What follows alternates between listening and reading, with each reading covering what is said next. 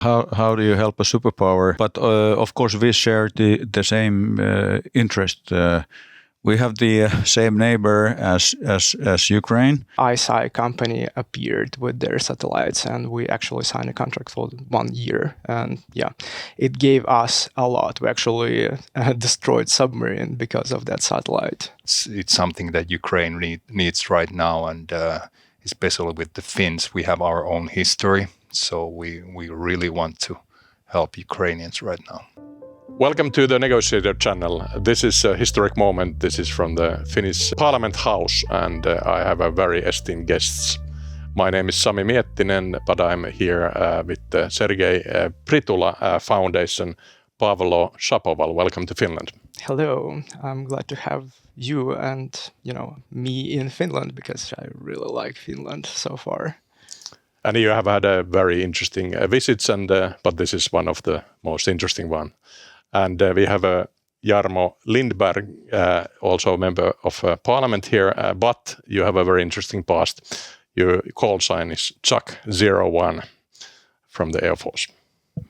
Yeah, thank you. Yeah, I have a military background, started as a fighter pilot and then ended up being the chief of defense, and I'm trained by the US Navy to fly F/A-18 Hornets in California, and the call sign comes from the Navy because they have this tradition which is kind of also official, so you need to have a call sign. So because of Lindbergh and because my nickname is Charles, so obviously the call sign is Chuck. Yeah, this sounds like a Top Gun. And speaking of American military, Sinuhe Wallinheimo, member of the parliament, and you also have a US experience. You were a very famous goaltender in ice hockey, which is important in Finland and in some other countries. But you also studied in the USA. Welcome. Thank you. Yes, I studied there in University of Denver, and then I played there professional hockey a couple of years, and then I went to Germany and Sweden, and I've been all over the world. And now in Parliament. Okay, Paavelo, in your trip in Finland, I guess you have your foundation first. Is it humanitarian aid or lethal aid? Military aid, because we're actually collecting non-lethal equipment. Yeah, but it's still so crucial for the front line. But you have a kind of a history. I think you collected initially money for the Turkish Bayraktars. Yeah, we actually started a fundraising campaign 2 years ago to buy those Turkish drones and collected $20 million in just 3 days, because with the help of Ukrainian people and people around the world, basically, and that's one of our biggest fundraising campaigns so far. But the manufacturers chose to give it us for free, and we then started to think what to buy instead of Bayraktars, and we came to the idea that we can find new tech for our army and to build capacities for Ukrainian defense forces. And this ICEYE company appeared with their satellites, and we actually signed a contract for 1 year. And yeah, it gave us a lot. We actually destroyed submarine because of that satellite. Yeah, so that's, I guess, Jarmo and Sinuhe, I guess that's technology where you can penetrate the clouds. And Finland is very strong in this kind of specific fields. It's a radar satellite, so synthetic aperture radar. And you're right, it sees through the clouds. If you have an optical satellite, then you're limited by the weather and daylight, but not with these kind of satellites, correct? And now we can discuss a little bit defense tech later, but I have one of my guests was Tuomas Rasila, the head of Sensor Fusion, which is like a anti-drone system. Super. I think even Israel army is buying them. So I mean, Finns are very, very good in like this high-end tech. And I just read in the paper in your Jarmo, your area of expertise, that the F-35s that we will get also missiles from the anti-radar missiles. So I guess the Air Force is really strong area for us. Well, it was important for Finland to make the procurement of the F/A-18 Hornets in 1992, was the decision, and F-35s. Also, the decision has been made, and as you mentioned, one of the weapon systems that will be installed in the jet is the anti-radiation missiles, which means that they home in radars. They destroy radars.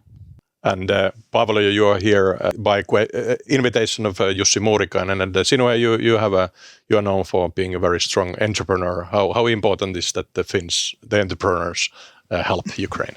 It's very, very important.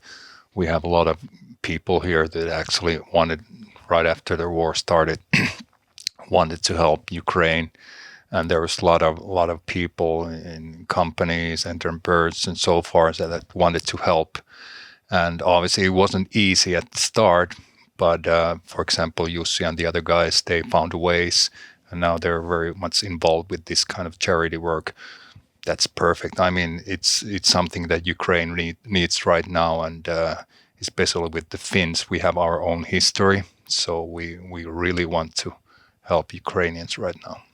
And then the question, this is a bit sensitive, but Finland has a stable government. Thank you, the coalition Prime Minister party, but that's not the case everywhere. Now Germany will have a snap election in January, and of course you probably want those Taurus missiles, and that's very critical. But then USA, we have now Donald Trump's second term, and of course they haven't started, so this is speculation. But what's your feeling of the coalition behind the Ukraine, and how we can navigate these politically turbulent times? Well, to be honest with you, it's kind of cloudy, but I think the US will support Ukraine no matter what. The way it's going to happen, we don't know it yet, but I don't think there's going to be some major political movements there, hopefully. But in Europe, okay, we have our own problems too here, but I mean, Nordic countries, Finland, Sweden, Denmark, Norway, we are actually the second largest supporter of Ukraine after US. So we have done our share and we will keep going. And we are trying to push in Europe that the other ones will do it too. So Europe will be strong. Okay, it's going to be tough, but I think in the end, everybody's going to understand what that means to support Ukraine. And Jarmo, since on this, for example, now Finland is very young NATO country, but we have a super strong position in, like, we get the latest F-35s, we get a training base in Finland. Could we help our American friends to stay loyal to Ukraine?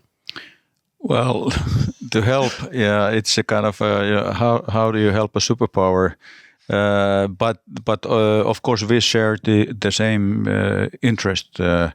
We have the same neighbor as Ukraine. They are fighting a war. We don't fight the war.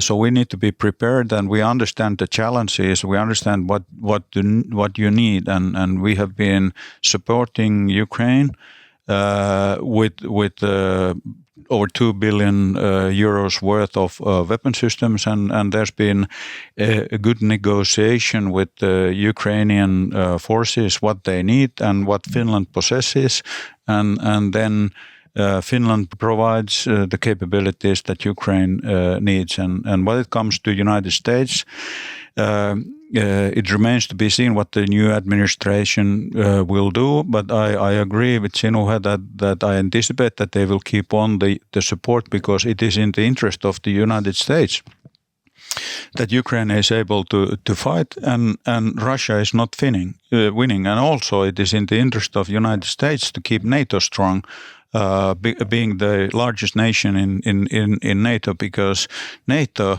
is here to keep, security and defense of the area of interest and the responsibility here in Europe. And in NATO's doctrine, the main opponent at the moment is Russia. So it's important and vital for United States to have a strong NATO and strong Ukraine. Okay. And Paavalo, for your foundation, would you have a message for the Finnish donors and friends of Ukraine? basically just a message of appreciation, and I just wanted to tell how grateful we are. We see all that support from Nordic countries, and it's a collective effort. Only together we can build an independent national security strategy for Europe, because Ukraine is a part of Europe and we will be a part of the European Union. So we need to think strategically and to think together on what we can do more to support Ukraine, and not just Ukraine, but European defense. And that's why private companies, foundations like ours, so needed for all those national security efforts, because governments sometimes not see us as a key player for national defenses, but we represent the society, the willingness of society to fight. And yeah, that's basically my message to Finnish people. You understand this more than any, how valuable people to all those efforts and how you need to involve all your population in defense. Thank you, Pavlo Shapoval, and Slava Ukraini. Heroям слава. And thanks for the listeners. I have some content. I have a ex-head of the tank commander Pekka Toveri material, which is a couple of hours material in Finnish, but they will have English subtitles. So please subscribe, and thank you, gentlemen, for the visit. Thank you.